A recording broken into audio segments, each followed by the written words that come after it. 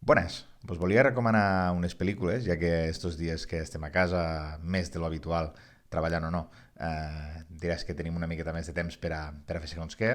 I, bueno, hi han tres pel·lícules que crec que vos poden agradar, segurament ja les haureu vist, però bueno, si hi ha algú que no les ha vist, doncs sempre és un bon moment, no? Una és Cadena Perpètua, que esperem que no dure tant això, però és un pel·lículot protagonitzat per Tim Robbins i per Morgan Freeman, on el personatge protagonitzat per Robbins és acusat d'haver matat a la seva dona i el tanquen a la presó i bueno, ell fa molta amistat amb el personatge del Morgan Freeman i bé, crea tota una trama que segur que us agradarà molt. No us vull explicar tampoc molta cosa de les pel·lícules perquè prefereixo que les veiguéssiu. L'altra, que potser té més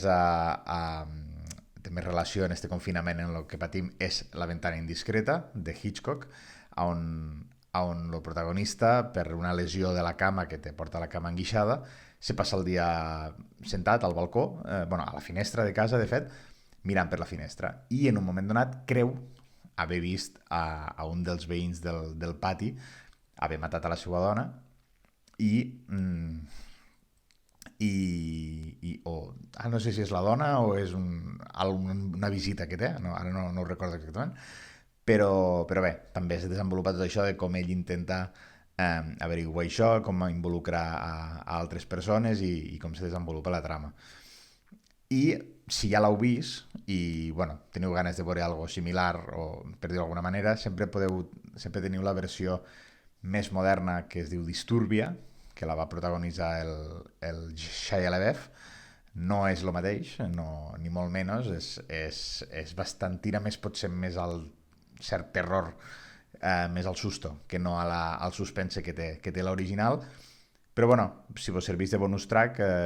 també té un temazo que és Lonely Day de System of a Down, que, bueno, mira, si vos agrada la peli o no, però vos agrada la cançó, doncs, bueno, mira, una cosa que tenim.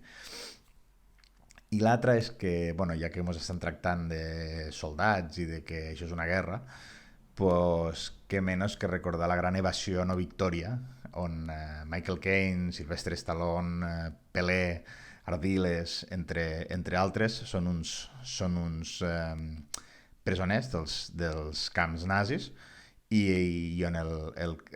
Max von Sydow, actor que ens ha deixat fa poc, interpretar un general nazi que li agrada molt el futbol i muntar un partit de futbol entre els presoners i els nazis, bueno, i la selecció alemanya del moment,